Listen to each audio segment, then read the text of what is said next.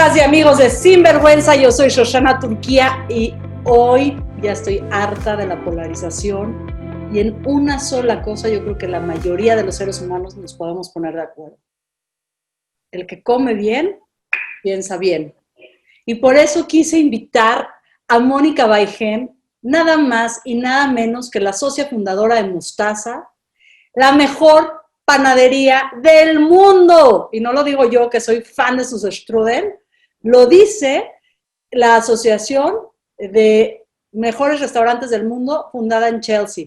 En el 2018 fueron a más de 300 restaurantes en el mundo y escogieron Mostaza, fundada por Mónica Baigén, como la mejor pastelería y panadería del mundo. Mónica, ¿cómo estás? Hola, muy bien, muchas gracias por la invitación. Pues aquí estamos. A ver, Mónica, es que estoy un poco nerviosa porque estoy hablando con las manos que crearon dos de mis panes favoritos en la vida. El pan de muerto de mostaza y el strudel de mostaza es lo que me da muchísima felicidad. Y en Sinvergüenza hacemos una exploración de cómo logramos estas cosas tan importantes y que parecían tan cotidianas. ¿Cómo llegaste tú al mundo de la panadería? Bueno, pues es una larga historia. Es una historia familiar. Voy a empezar por ahí, por mi niñez. Vengo de una familia amante de comer bien. Y desde pequeña todos los eventos tenían que ver con la comida. A donde fuéramos, cualquier cosa que se celebrara, los viajes que hacíamos, siempre todo era alrededor de qué vamos a comer o cómo vamos a comer o cuándo vamos a comer o a qué hora vamos a comer. Así que desde ahí tengo recuerdos increíbles y parte esta historia desde que yo era niña. Mamá era chef, una gran cocinera, una apasionada cocinera. Y nosotros fuimos 5 hermanas, 5 hijas de mi santa madre, y muy inquietas todas. Entonces, mi madre todo el tiempo estaba cocinando y todo el tiempo nos ponía en la cocina a que le ayudáramos a cocinar. Cuando yo era niña, la cocina funcionaba de una manera muy diferente que ahora parecería un cuento platicar de esto. Y te voy a contar algunas historias. Por ejemplo, un cerro de chícharos para pelar. Me parece que son cosas que ahora no se ven, pero con eso nos entreteníamos mucho tiempo. El hecho de que llegara el lechero a casa a llevar en estos frascos de vidrio, Casi la de... leche bronca, así era. En algún viaje, en algún pueblo, cuando íbamos a una carnicería a comprar carne, la carne aún latía de que acababan de matar al animal. Eso lo viví desde muy Tú creciste pequeño. en la Ciudad de México, ¿no? No Yo estás crecí en la Ciudad de contando un México, pueblo perdido en la un mitad. pueblo cuando íbamos de vacación. Ahora te cuento una historia increíble de las vacaciones. En fin, quiero decirte que la comida era algo muy natural. En unas vacaciones, yo creo que eran los años 70, teníamos una casa en Manzanillo, Colima, y cada vacación nos íbamos a esa casa, por carretera, visitando cuanto pueblo se nos topara en el camino y comiendo y comprando todo lo que se producía en cada región de este maravilloso país. El caso es que comenzaba la industrialización de los alimentos, es decir, ya había empezado a aparecer la leche en polvo, la leche enlatada, el puré de tomate, conservas en general, digámoslo así. Y en esas vacaciones mi mamá estaba muy contenta porque estaba fascinada de encontrar estos productos que decía que alguien muy inteligente había pensado en las mujeres para hacerles la vida ligera. Así que en esas vacaciones acompañamos a mi mamá al súper y llenó el carrito de todo lo que había empaquetado, enlatado, en bolsita, porque decía que iba a pasar unas verdaderas vacaciones sin tener que estar metida en la cocina. Y ahí nos vamos. Y ahí empieza esta historia, ¿no? En aquel entonces yo tenía alrededor de 10 años y padecía de alergias alimentarias. Soy alérgica al marisco, mas no por eso he dejado de comer marisco. Soy alérgica a las fresas y nunca he dejado de comer fresas. Pero en aquel tiempo... Bueno, ahorita nos vas a decir cómo nos has Sí, pasado. te voy a contar. Voy a estar como pendiente. El caso es que íbamos a Manzanillo, pasábamos al mercado a comprar todos los pescados que se pudieran, a la empacadora, y llegábamos a casa. Y cada vez que yo comía mariscos, o no cada vez, pero un día sí y el otro también, tenía yo me llenaba de ronchas en todo el cuerpo. Y con antihistamínicos me lo controlaban y el día siguiente volví a comer mariscos, ¿no? Hasta que en una ocasión me llevaron ya con un doctor porque era muy repetitivo y el consejo del doctor fue: no le suspendas el marisco, porque si no van a dejar de producirse estas enzimas que lo procesan. Mejor vele dosificando de menos a más, poco a poco, para que cada vez vaya comiendo más y su cuerpo se haga resistente. Y eso fue lo que hicieron mis padres y por eso yo sigo comiendo marisco y fresas. Pero bueno, ¿qué te cuento? Esta vacación, efectivamente, mi madre disfrutó mucho de comer toda esta comida llena de conservadores. Y así pasaron, yo creo que transcurrieron unos 5 años aproximadamente, cuando en uno de estos viajes, al regreso, mi mamá siempre separaba lo poquito que había quedado de comida, ya cuando nos veníamos de regreso a México, pues para dárselo a alguno de los trabajadores que tenía el fraccionamiento y no tirar la comida, porque obviamente era un pecado y bueno, sigue siendo un pecado y estamos viendo las consecuencias de lo que implica tirar la comida. Pero en aquella ocasión se le olvidó en el refrigerador una cajita, un paquetito de margarina, que para ella había sido algo maravilloso, porque cuando aparece la margarina, había mucho el mito de que la mantequilla era terrible para el colesterol y todo este rollo. Entonces, cuando aparece la margarina, mi madre dijo: ay, qué bueno, voy a poder comer toda la margarina del mundo y no voy a tener problemas con mi colesterol. Hasta esta ocasión. Veníamos a medio camino, ya de regreso, cuando se acuerda que había dejado la margarina en el refrigerador, que ya se había desconectado, obviamente, y dijo: chin, a ver qué demonios vamos a encontrar cuando regresemos en diciembre. Esto era en agosto, ¿no? Y ya, en diciembre regresamos, y lo primero y lo que más le preocupaba a mi mamá, yo creo que se imaginaba que iba a encontrar como un monstruo, ¿no? Una levadura, o no lo sé. ¡Ajá! Y la gran sorpresa es que la margarina estaba intacta después de 3 meses. Okay. Y casi se infarta. Su expresión fue de: demonios, ¿qué demonios estamos comiendo? Esto estás hablando de los 70s, antes de... Estoy hablando de los 70s, cuando empezaba. Cuando empezaba.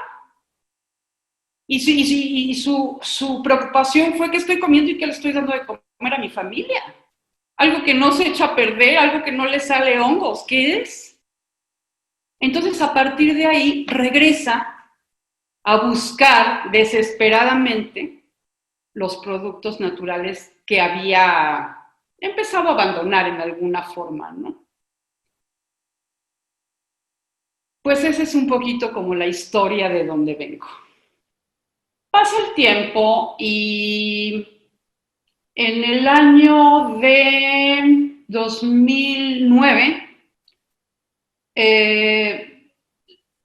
yo había dejado de comer pan porque me generaba, sí, ya pasó, ya me... La fundadora de una panadería en el 2009 no come nada de pan. No como nada de pan porque comía yo pan y me generaba una inflamación que para la noche ya parecía yo mujer embarazada. ¿También eras alérgica a esto que es tan famoso? Yo supuse que era alérgica al gluten, por ejemplo, o al trigo. Me fui a hacer, por supuesto, todos los estudios y no tenía yo absolutamente ninguna alergia. Entonces, ¿cuál era Pero daba la casualidad que cuando yo hacía mi propio pan, y yo sabía hacer mi propio pan porque mi madre, después de la primera vez que viajó a Francia, regresó a hacer pan. Entonces en casa, desde niñas, comíamos pan hecho en casa. Así que ya tenía yo la costumbre de comer pan en casa, pero obviamente no siempre tenía el tiempo para hacer mi propio pan, ¿no? Entonces me daba cuenta que cuando comía yo un pan de panadería, pues me caía pésimo. Dejé de comer pan. Pero me daba cuenta que cuando comía mi pan no me sucedía eso y me puse a investigar. Y para ese entonces el mercado ya estaba saturado de aditivos y de químicos en todas las harinas, por ejemplo, para preparar pan. Una cosa verdaderamente del terror. Y entendí que eso era lo que estaba pasando, lo que me estaba pasando, a mí y a muchísimas personas, que para ese entonces ya habían dejado de comer pan. Estás hablando del 2009, que se puso como toda esta moda de los celíacos, ¿no? Y entonces vamos a comer todo gluten free. Empezaba apenas el asunto de los celíacos. Y empezaba también esta moda de esta cruzada mundial contra los carbohidratos, ¿no? También empezaba a sonar esto. Empezó también en eso, justamente en el momento en que, en ese momento, en esa época, Mónica, mi hija la mayor, regresa de haber vivido 3 años en Madrid. Obviamente, amante del pan, siempre fuimos amante del pan. Y cuando dice mamá, vamos a poner un negocio, vamos a crear algo. ¿Por qué no, el pan que hacemos aquí en casa de manera artesanal, ¿por qué no ponemos una panadería artesanal? ¿Por qué no trabajamos sobre algo que se está perdiendo? Y nos pusimos en ello. La verdad es que así nace Mostaza, ¿no? Con esa idea de hacer un pan que ya no encontrábamos en la Ciudad de México. Es terrible lo que te estoy diciendo. Y empezamos a trabajar en Mostaza. Se crea Mostaza como panadería artesanal, 100% artesanal. ¿Qué quiere decir esto? Es decir, si tú me estás diciendo que los aditivos ya están en las harinas, porque si yo voy al súper y hago mi propio pan, estoy comprando la harina de una procesadora. Es muy difícil encontrar harinas no refinadas, ¿Cómo lo hicieron? Sí, es difícil, claro, tendrías que moler tu propio trigo, pero no me refiero a las harinas refinadas. No me refiero a la harina refinada. Me refiero a que en cuanto nacen estas cadenas de panaderías y saturan el mercado, empiezan a morir las panaderías chiquitas. Okay.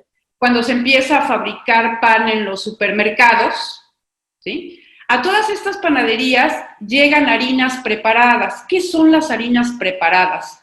La receta del pan. Es decir, hay un bulto de harina que te venden para hacer chapata, un bulto de harina que te venden para hacer croissant. Ya tienen todos los ingredientes y 1,000,000 de aditivos. Solo le echas agua y sale. Exactamente. Para que le eches agua y alguien que no necesita ser un maestro panadero pueda elaborar un pan. Y obviamente, bueno, pues a bajar costos, ¿no? Finalmente, creo que hay algo que tenemos que tener muy claro, es que la industrialización de los alimentos fue creada para bajar costos. Definitivamente. Por eso cuando aparecen los productos orgánicos, empezamos todos a opinar, es que es carísimo. Pues no, no es caro, es el precio de las cosas. Lo que pasa es que la comida industrializada es barata, porque no es comida. ¿Qué es? Aditivos. Que es para mí ahora veneno. Veneno puro. O sea, Mostaza es realmente como un centro de resistencia, por lo que me estás narrando. ¿Cómo has logrado sobrevivir a no volverte una franquicia, a no volverte una cadena? Porque quien vaya a tu local en Polanco se va a sorprender. Es decir, estoy hablando de la mejor panadería de este país y del mundo, y es un local relativamente pequeño.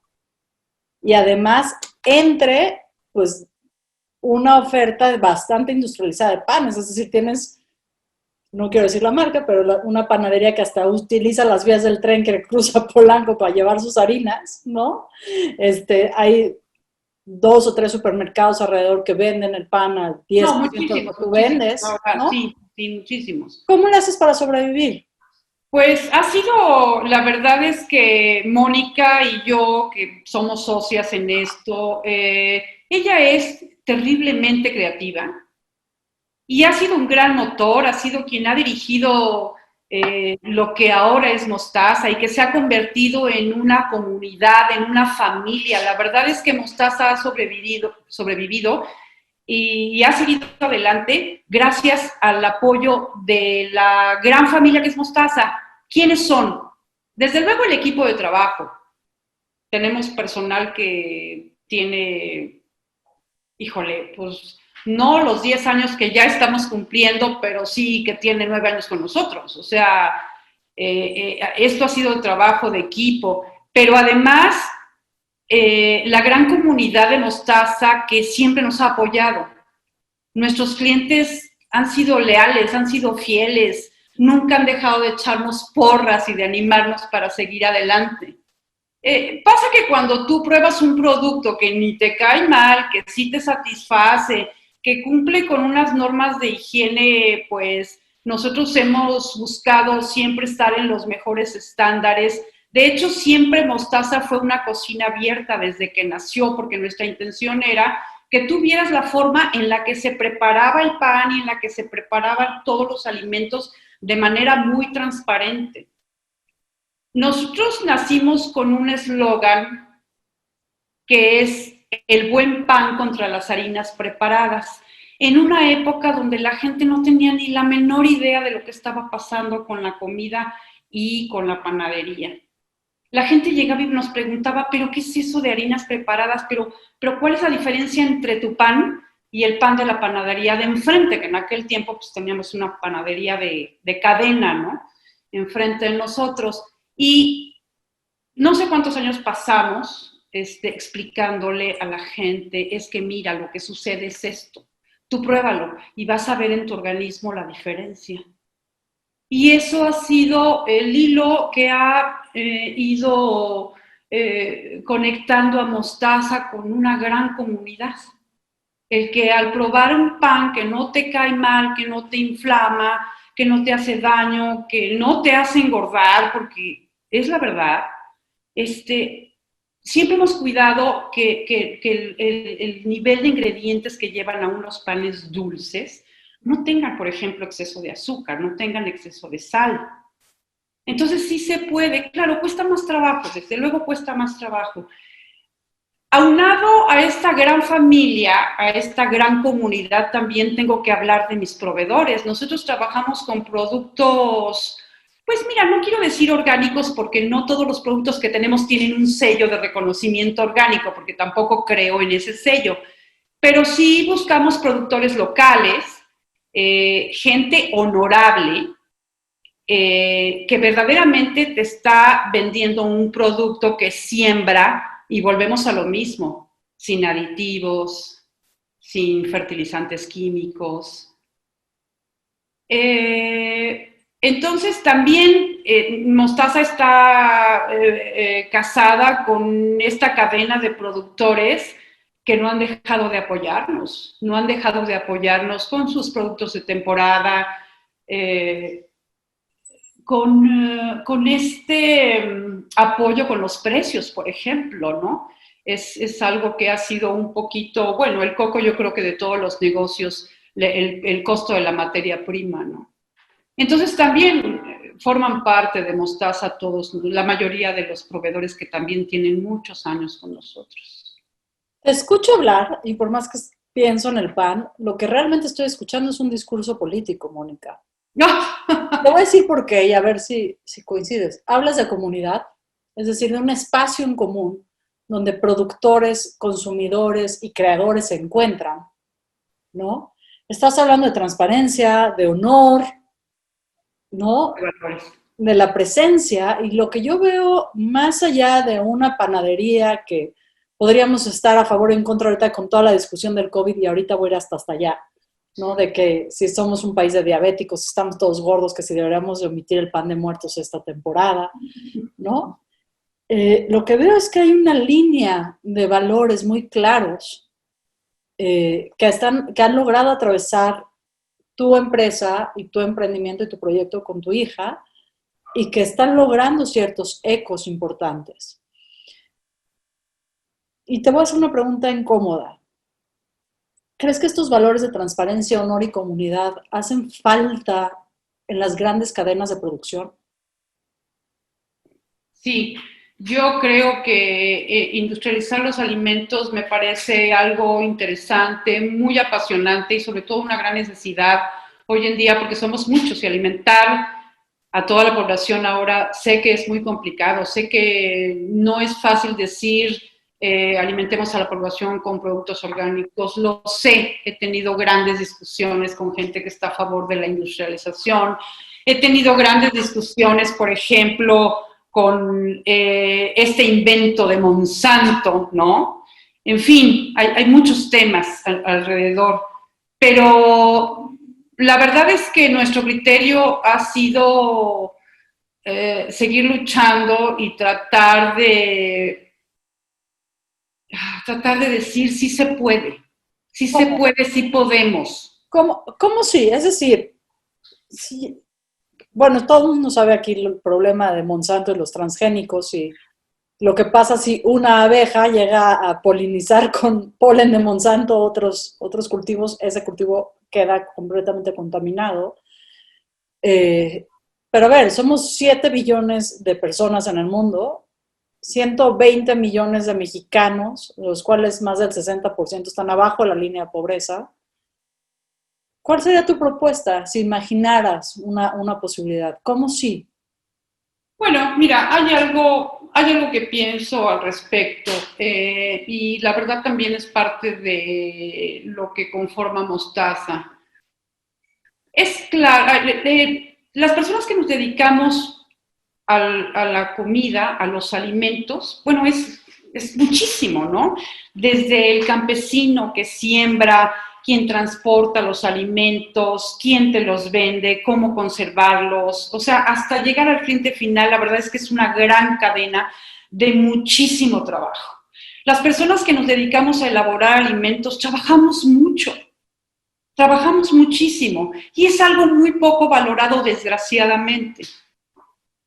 Um, Hemos ido empujando a que el alimento de alguna forma, a que el alimento se desperdicie, se tire, porque ahora también es un problema, ¿no? Y es terrible ver la cantidad de basura alimentaria que se genera en el mundo entero, porque nos hace falta educación, nos hace falta conciencia.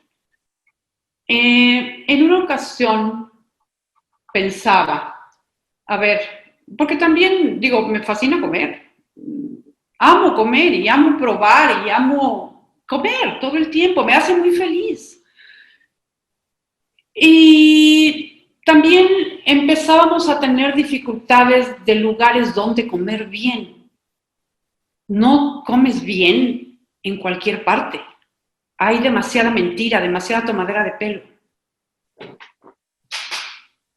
Entonces, en una ocasión llegamos a la conclusión de que, a ver, para los restaurantes buscan su beneficio, no tu beneficio. Sí, bueno, es un negocio, ¿no? Finalmente, pues eso. Sí, pero pensamos, es que se tienen que poder hacer las dos cosas, buscar mi beneficio y tu beneficio. Ese es parte del principio de Mostaza. En realidad es que dar de comer es un acto de amor. ¿Qué es el amor para ti, Mónica? Pues encontrar la felicidad en la gente. Me gusta saber cuando a través de nuestros productos hacemos feliz a la gente. Eso creo que es la mayor satisfacción que hemos tenido durante estos 10 años. ¿Cómo defiendes ¿Cómo defiendes el que sí nos comamos un pan de muerto ahorita? Porque además pan de muerto está rankeado de los mejores de la ciudad. Y yo ya tengo mi orden puesta. Y les juro que Mostaza no me paga por esto, sino que es un verdadero deleite. Hemos escuchado mucho que las precondiciones de salud están afectando a la población y por eso hay más muertos en México a raíz del COVID. Sí. Precondiciones como obesidad, diabetes, resistencia a la insulina, etcétera, etcétera, etcétera. Y los puristas dicen, es que estamos comiendo mucha masa, estamos comiendo muchos panes, ¿no? Haz la dieta de las 3 P's, no pastas, no panes y no pasteles. Y tú estás defendiendo una panadería en plena pandemia. Sí, hace rato justamente lo que comentábamos, cuando empieza toda esta satanización del pan, es cuando surge Mostaza. O sea, no fue a lo mejor como muy atinado, o nunca nos imaginamos también que iban a pasar estos 10 años, ¿no? Y que a estas alturas íbamos a llegar a una condición del mundo donde pues justo pudiéramos estar a la altura de lo que alguien tiene que comer. Es cierto que el asunto de lo terrible que son los carbohidratos, mi punto de vista es, no son los carbohidratos, es el exceso de carbohidratos que nos han vendido. Porque si nosotros hiciéramos una lista de lo que desayunamos, comemos, cenamos, el snack y todo lo que consumimos en un día, nos daríamos cuenta que estamos comiendo un exceso de carbohidratos. Porque pues los productos que nos venden, los productos industrializados, están saturados de carbohidratos. Hoy en día. Cuando yo era niña, pues igual, comías un chorro de cosas dulces a lo largo del día, pero era fruta. Era un agua natural, cosas que ahora pues no te encuentras tan fácilmente en la calle, ¿no? Digo, creo que ha cambiado mucho todo esto con el ritmo de vida que también se ha acelerado demasiado, ¿no? Este asunto de que, bueno, pues ya no vas a comer a tu casa, comes en la calle lo que te encuentres, y lo que te encuentres rápido, y lo que te encuentres barato. Y eso está lleno de carbohidratos. Entonces, el problema es la saturación de carbohidratos. Tú ahora me dices, ¿podemos comer pan de muerto o no? No, claro que sí puedes comer pan de muerto, claro que sí puedes comer pan. El problema no es el pan. El problema es que el yogur tiene carbohidratos, el problema es que la bebida tiene carbohidratos, el problema es que toda tu comida industrializada tiene carbohidratos. Entonces, si lo sumas, pues obviamente está súper rebasando la cantidad de carbohidratos que necesita el cuerpo cada día. Pero si tú tienes una dieta balanceada donde estás comiendo verduras, comiendo proteína, comiendo carbohidratos, pero que vienen de la fruta, ¿no? Pues por supuesto que puedes comer un pan. Una pregunta, en esta posición ideológica y práctica, ¿no? Porque uno va a mostrar si se lo come. Es decir, hay un pan, por ejemplo, de chocolate amargo que a mí me enloquece. Es decir, esta filosofía que se materializa existe. Pero ¿has pensado en, no sé, educar a más gente o llevar este conocimiento afuera de Mostaza? ¿O es más bien algo que se va a quedar adentro de tu comunidad? No, desde luego que nuestra intención siempre ha sido educar.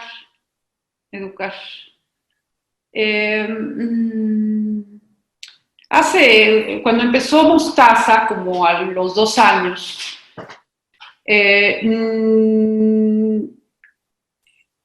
adquirimos y diseñamos un food truck padrísimo. Y con ese food truck fuimos a muchos lados y uno de ellos empezábamos a ir a colegios, a primarias, pues para hablar justamente de todo esto y enseñarles a los niños. Es increíble porque en aquel tiempo fuimos a una primaria y dimos la plática desde primero de primaria hasta sexto de primaria, y ver ahora a estos niños que ahora son unos jóvenes que tienen un gran recuerdo de haber conocido esa experiencia de cómo se elaboraba el pan de manera artesanal, pues la verdad fue muy bonito. Creemos que ese tipo de cosas que hicimos pues se fue permeando, ¿no? Claro, quisiéramos llegar a más gente, por supuesto, por supuesto. Tenemos como equipo de Mostaza, nosotros diario comemos nuestro pan y nosotros diario comemos la comida que nosotros nos preparamos desde hace 10 años. Y pues la salud de todo mi personal es maravillosa, puedo decirte. Que eso también es otra posición ideológica, es decir, una de las críticas que yo le hago a los restaurantes de comida rápida es que los sueldos no les alcanzan ni para comprarse un combo en el mismo restaurante, ¿no? Sí. Y que el personal tenga acceso a esos alimentos y que además tenga buena salud, me parece que acompaña esta filosofía. Quiero salirme un poco de tu rol de creadora de Mostaza, de socia de Mostaza, para hablar de tu otra pasión, que es la estética. Porque hay unas artes ocultas que tienes ahí que no nos has compartido, pero que para mí es muy importante en esta conversación, que es tu gran pasión. Por un lado, por las artes plásticas y el otro lado, el interiorismo. Cuéntanos un poquito desde dónde vienen estas pasiones que también te acompañan. Bueno, cuando yo tenía que decidir sobre qué carrera estudiar, yo quería ser artista plástica. Y pues no me dejaron mis padres, primero porque la carrera no estaba a nivel licenciatura, entonces fue un rotundo no.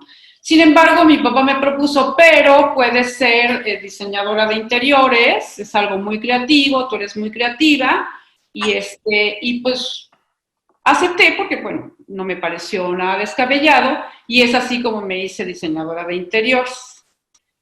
Ejercí durante varios años, pero nunca dejé de pintar.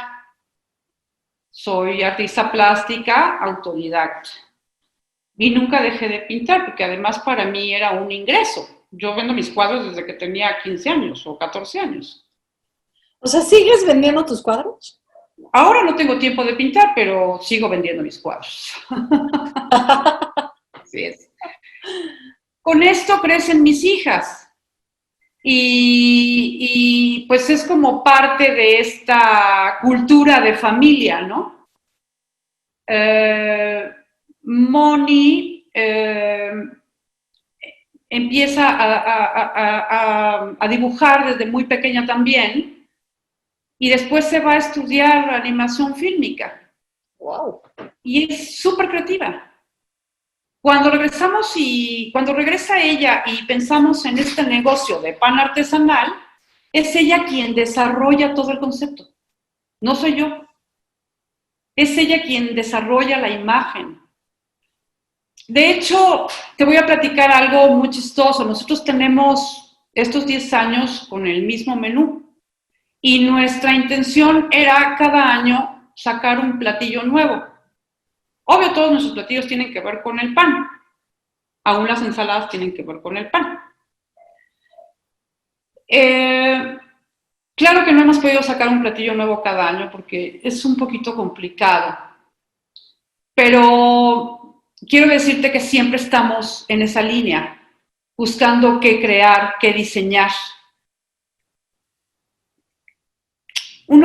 Uno piensa que a lo mejor te imaginas cómo preparar un platillo nuevo y empiezas hablando de los ingredientes y probando sabores.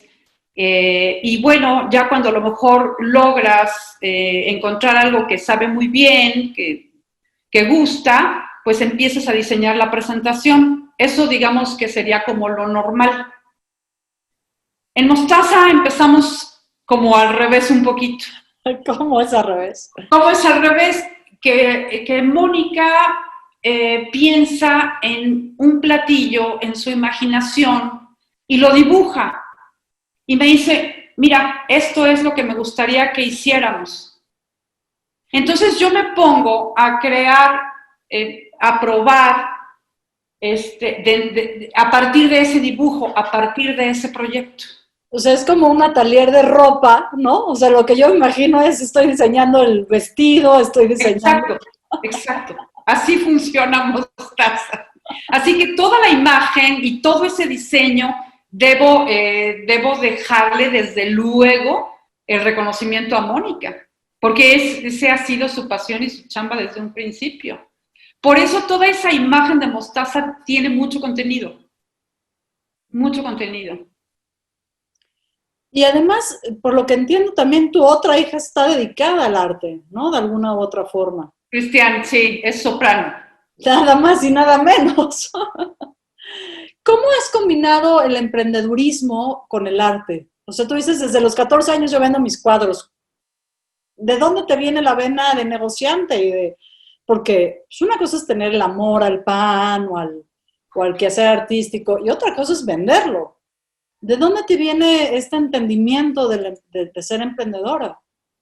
Pues de que lo que hago le gusta a alguien y me paga por lo que hago. Pero alguien llegó y te dijo, ese cuadro me gusta, véndemelo. Es increíble. O tú llegaste y dijiste, mira, acá está mi cuadro. Voy a contarte una anécdota de algo que me pasó y hace poco lo comentaba yo con mis hijas. Durante un largo tiempo me dediqué a pintar y viví de la pintura. En 2 ocasiones, en exposiciones o subastas, me robaron cuadros. Y en lugar de que me pusiera a llorar, la verdad es que me daba mucho gusto. Sentí un honor que lo que yo hiciera, la verdad, le gustara tanto a alguien que lo robara. De ahí parte. De ahí parte. En la medida que alguien pague por lo que nosotros hacemos, pues seguiremos haciéndolo. Quiere decir que vale la pena, aunque no para todos, pero sí para algunos. Hay esta visión, me parece que es casi sibarita de tus consumidores, ¿no? De tus consumidores de arte y de tus consumidores de la comida. Es decir, es un gusto adquirido, es algo que vas entrenando, no es algo que te encuentras de a pie. Definitivamente, definitivamente. Por eso el crecimiento no es tan rápido, ¿no? ¿Has pensado en hacerte, por ejemplo, una franquicia de mostaza? No hemos querido. Hemos tenido muchas propuestas, pero no hemos querido. Por lo complicado que es estar trabajando con productos naturales.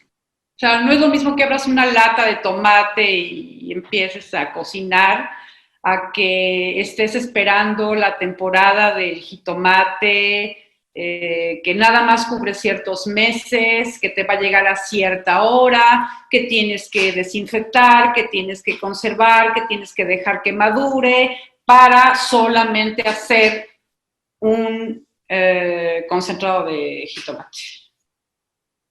¿Sí? Entonces no vamos a ver un montón de mostazas por la ciudad. Me encantaría, la verdad es que me encantaría, pero lo veo un poquito complicado. Sí, es que no ha de ser fácil, ¿no? Este equilibrio entre la calidad y la supervisión y las cocinas abiertas y la industrialización sería como... Así es. Cuéntanos un poco más de tu quehacer como pintora. Es decir, a mí me sorprende mucho. Yo sé que eres una artista plástica, he visto muchos de tus cuadros, pero no sabía que de eso vivías. ¿De dónde nace esta pasión por pintar?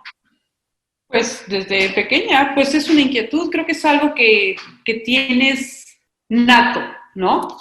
Y de repente te topas con... La verdad es que ni siquiera recuerdo. Quizá haya empezado esto con un estuche de colores, de lápices de colores que me haya regalado mi padre cuando era niña. Quizá ahí empezó. Porque empecé a dibujar y dibujar y dibujar y dibujar y dibujar y dibujar. ¿Cómo es la vida de un autodidacta? Porque muchas de las personas que ven Sinvergüenza, pues lo ven para decir cómo sí, es decir, eso que estoy viendo en pantalla me gusta y quiero apropiármelo. Y tú dices, yo aprendí solita. ¿De dónde? ¿Cómo? O sea, Por las limitantes. ¿por las qué? Limitantes. O sea, O sea, yo quería estudiar pintura y no me fue permitido, ¿sí? Entonces aprendí. ¿pero cómo? ¿De dónde? O Pues sea, viendo, no, bien, mira, sí tenemos una cultura, porque mi padre era mucho de llevarnos a museos, exposiciones, y que miró en México, vamos a ver su exposición, y vamos a Bellas Artes, y a todos lados donde viajáramos, teníamos que ir a todos los museos habidos y por haber. Entonces sí tenemos una cultura de arte. Obviamente cuando eres niño, y a mí me impresionó, por ejemplo, conocer los murales de nuestros muralistas. Cuando yo, la primera vez que fui al Poliforum, me volvía yo loca. Decía, esto existe, esto se puede, esto quiero hacer. Y me puse en ello. Claro, nunca me convertí en muralista, pero nunca he dejado de pintar porque aprendí a hacerlo y lo seguiré haciendo siempre que pueda. ¿qué es la Y de la misma forma que la cocina. También soy una autodidacta. También aprendí en la cocina estando con mi madre. ¿Qué es la disciplina para ti? Porque me parece que ese es el hilo conductor. Soy muy inquieta. También es que siempre tengo que estar ocupada. Soy muy inquieta. Pero Ahora, ¿cómo? Es decir, uno puede tener inquietudes y aprender, pero tú lo llevas al límite, o sea, tú no nomás lo aprendes, lo conviertes en excelencia. Y ese es el mecanismo que me interesa que nos cuentes, ¿cómo lo haces? Porque pues, uno puede ser muy inquieto y decir, bueno, a mí me gusta escribir y tienes ahí tus 3 notitas y no por eso te conviertes en el premio Nobel de Escritura. Tú te convertiste en la mejor panadera del mundo. gracias. Mira, ¿sabes qué pasa? Que cuando tú eres artista, me parece que el medio es muy fuerte. Um, Hay gente que nace con unos dones impresionantes en cualquier renglón del arte, en la pintura, en la danza, en la música. Hay gente virtuosísima. Cuando tú inicias algún tipo de arte y te encuentras con estos ejemplos de gente que verdaderamente nace con esa virtud, es terriblemente frustrante no poderlo alcanzar de un día para otro, porque tú no naciste con ese tamaño de virtud. Y creo yo que es justo eso el motivo para llegar hasta ese lugar, o intentarlo al menos llegar hasta ese lugar, sabiendo que estás tan lejos, cuando tú no naciste, cuando no se te dio ese don porque es impresionante, es increíble escuchar. Mira, yo lo he visto, por ejemplo, con Cristian en la ópera. Aprendí de muchos cantantes de ópera, y cuando escuchas esas voces que dices, hay voces únicas, irrepetibles, por poner un ejemplo, ¿no? ¿Cómo lidias con la frustración de no ser ese virtuoso y de todos modos alcanzar ese nivel de maestría? Tú me estás hablando aquí de una frustración de decir, pues no nací con esta voz excepcional o con estos dones en el paladar excepcionales y de todos modos se puede.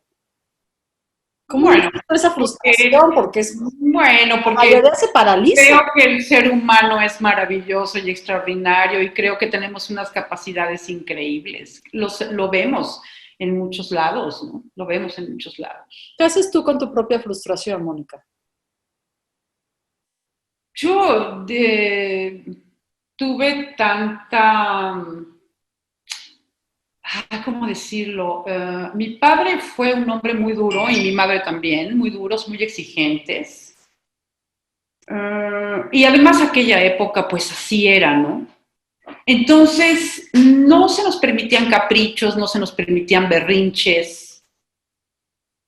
Todo era formativo todo el tiempo. Entonces, pues aprendimos a sobrellevar la frustración desde que éramos pequeños. Creo que es generacional un poco, ¿no? Si te portas mal, te castigo, tienes que llegar a esto. Por ejemplo, mi padre nos decía, es que tienes que sacar 10 en la escuela. Y A no todas.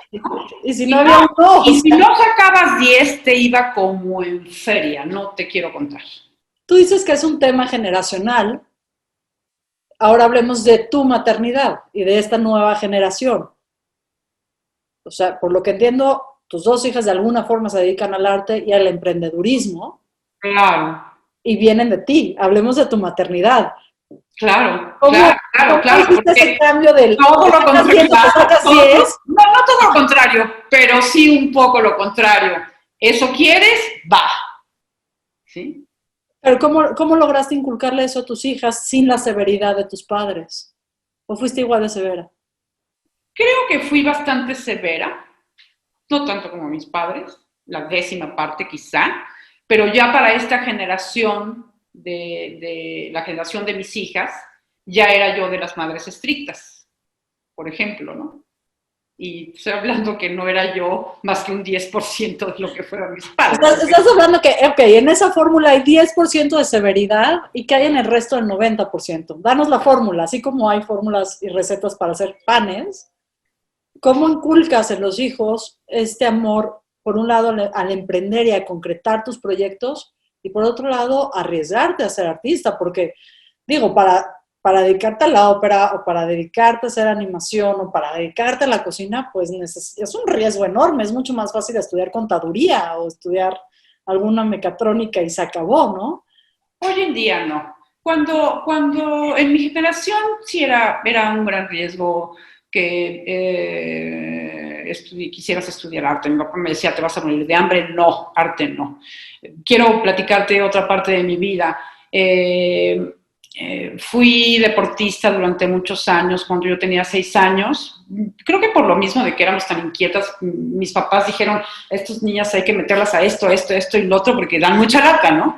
Entonces entro a la alberca olímpica a los 6 años, primero natación, luego en clavados, me gustó mucho clavados, y cuando tenía yo 15 años, me seleccionan para prepararme para las Olimpiadas. Nada más que tenía yo que entrenar casi todo el día. Entonces, fuimos a recoger los resultados, mi padre y mi abuelo y yo, y después nos fuimos a un restaurante a comer y a hablar del tema. Yo estaba muy emocionada y ¿Qué mi edad papá me tenías? dijo, 15 años, Wow. estaba terminando la secundaria. Y mi papá me dijo, mira, te felicito, está muy padre, pero pues si tú te vas a dedicar al deporte, bueno, a ser clavadista, pues no vas a llegar más lejos de lo que llegan tus maestros, de lo que han llegado tus maestros, los que fueron tus maestros aquí de clavados, pues ganando un sueldo raquítico. Entonces, yo necesito que estudies una carrera, así que nos olvidamos de los clavados. ¿Así? ¿Así? Como si a ¿Así? los 15 años tuvieras que mantener a 5 hijas. Sí, así. Así que me olvidé de los clavados, otra frustración que vencer, eran muchas, ¿no? Y pues estudiar. ¿Y hoy en día haces deporte? Sí, ¿Qué deporte haces? ¿A qué te dedicas? bueno, no practico ningún deporte así como oficial, porque tengo muy poco tiempo, pero no voy a un gimnasio porque no tengo tiempo, pero en casa pues me ejercito con pues pesas y algunos aparatos.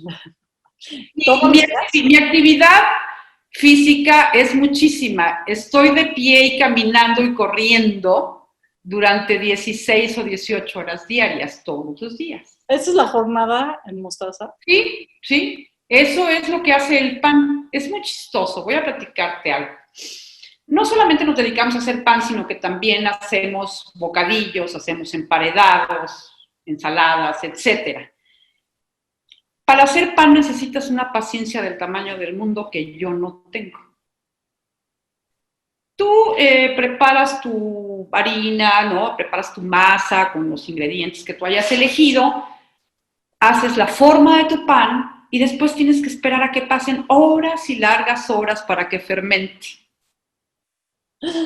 Durante todas esas largas horas estoy cocinando, hasta que ya el pan fermentó y entonces ya lo horneo. Claro que a estas alturas son muchos los panes que elaboramos y cada uno tiene una receta diferente y tiene un tiempo diferente de fermentación y un tiempo diferente para ir metiendo al horno. Además, esto va siendo alterado por cada estación del año, porque depende del nivel de humedad y del nivel de temperatura para que la fermentación sea más larga o más corta. Es muy divertido, siempre es diferente, siempre es cambiante. Por eso es que siempre tienes que estar corriendo, ¿no? Si hace mucho calor, córrele, porque ya se fermentó este y el otro, y hay que hornear rápido, si no se te pasa, y adiós.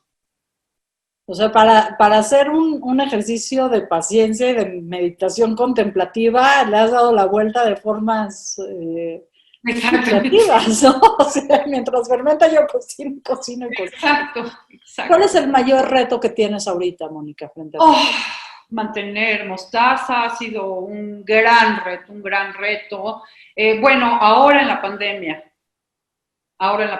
Cuando empezó la pandemia, pues esto fue terrible y cerramos mostaza durante 3 meses. Conforme iban avanzando las noticias, ¿no? Empezaba a caber la posibilidad de reabrir mostaza. Y todo el tiempo Mónica y yo hablábamos, y sí vamos a reabrir, sí, pero ¿cómo le vamos a hacer para no arriesgarnos y no arriesgar al personal? Porque además dentro de nuestro personal tenemos personal de riesgo. Y tenemos que cuidarnos y es nuestra responsabilidad. Entonces estuvimos durante 15 días planeando cómo íbamos a trabajar bajo estas condiciones. Ese ha sido el mayor reto. Finalmente reabrimos, ahorita únicamente estamos dando servicio para llevar. Hicimos una pequeña modificación para poder proteger al personal, es la verdad.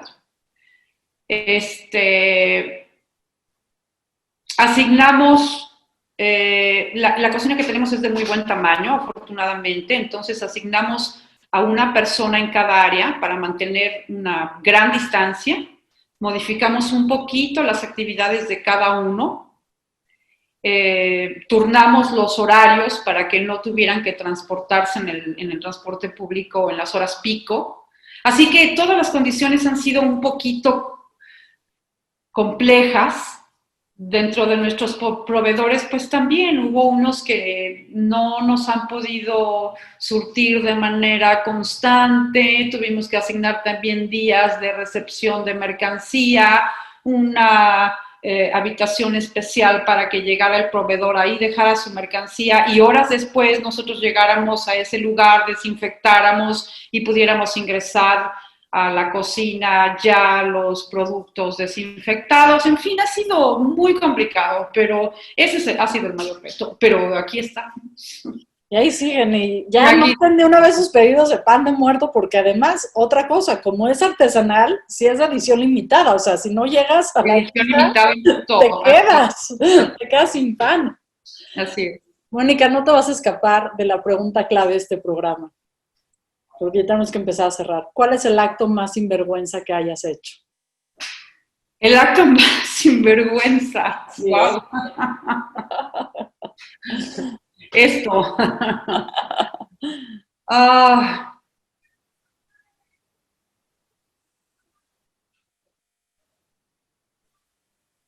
Pues esto que hacemos, hablar de la verdad con relación a la alimentación. Quiero comentarte algo, independientemente de tu pregunta, perdón, que no quiero que pase esto sin que lo mencione, que es algo muy grave.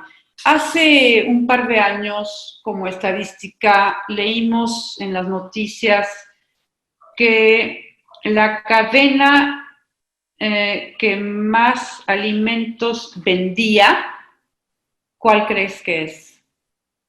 No, ni idea. Y que nos asustó terriblemente. Pues Bimbo, ¿no? No. O sea, que alimentaba a la población. Ni idea. Las tiendas de Conveniencia. conveniencia. Sí, es brutal. Entonces es terrible que la población se alimente de tiendas, de estas tienditas.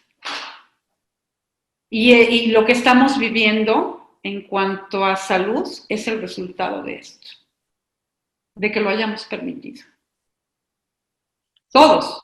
Como dices tú, bajó el precio, subió el ritmo de vida y pues la alternativa de preparar algo en casa o comer en un lugar que es caro, en teoría caro, porque lo único que haces es que en lugar de gastártelo en medicamentos, si sientes mal en tu casa, pues te lo comes, lo disfrutas, ¿no? Exactamente. Pues es más fácil abrir la bolsita, aunque suene, ¿no?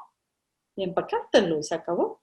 Exactamente. Me tiene anonadada. Y tienes razón, el acto más sinvergüenza es atreverse a poner una panadería abierta, con masas madres, con productos, como tú dices, del productor a la mesa del consumidor, casi casi sin puentes en el medio. Yo creo que es un acto bien sinvergüenza, sobre todo viendo la tendencia nacional y mundial que es pues las cadenas de alimentos, ¿no? Yo creo que eso es muy sinvergüenza, Mónica. Así es. ¿Alguna reflexión final que nos quieras compartir antes de irnos y que nuestros amigos de Radio 13 me dicen, Shosh, se te va el tiempo del programa? Claro, la conciencia de... hay una frase que todos conocemos y que me gustaría que hiciéramos conciencia de esta frase. Somos lo que comemos, auténticamente. Pues ahí está. Ahí Somos está. lo que comemos. Yo les invito, amigas y amigos, a que tengamos mucho mayor conciencia de qué ingredientes forman parte de aquello que nos estamos comiendo. ¿No? Hay esta cosa de que dicen que si tiene más de 5 ingredientes y hay alguno que no puedas pronunciar, mejor no te lo comas. Si tiene uno que no conozcas, no te lo comas. No te esperes a los 5, no, de plano. Si hay una palabra que tú no sepas qué es, no te lo comas. Porque no se van a googlear. te lo puedo asegurar. Pues muchísimas gracias, Mónica Baigén. Gracias a ti, Socia fundadora de Mostaza, la mejor panadería del mundo. Muchas gracias. No se pierdan sus strudels y su pan de muerto. Y el pan negro es mi adoración. Ya les dije aquí a mis amigos de Sinvergüenza que también soy una glotona y no he fallado en mis recomendaciones. Te agradezco muchísimo, Mónica. No, te agradezco a ti la invitación. Y pues nos vemos en Mostaza. ¿Dónde estás ubicada? Estamos en Polanco, en la calle de Emerson. El número es 243, a una cuadra del Metro Polanco. Y todas nuestras redes son Mostaza 243. Perfecto, pues ahí nos vemos. Muchas gracias a ti, muchas gracias a todo el equipo de producción de Radio 13 Digital que sigue haciendo Sinvergüenza posible y la difusión que cada uno de ustedes nos ayuda a hacer en sus propias redes sociales. Hay que romper ese algoritmo de Facebook que no nos deja pasar a más gente, así que ayúdanos compartiendo este programa. Yo soy Shoshana Turquía, les agradezco mucho y que tengan muy feliz día. Bye.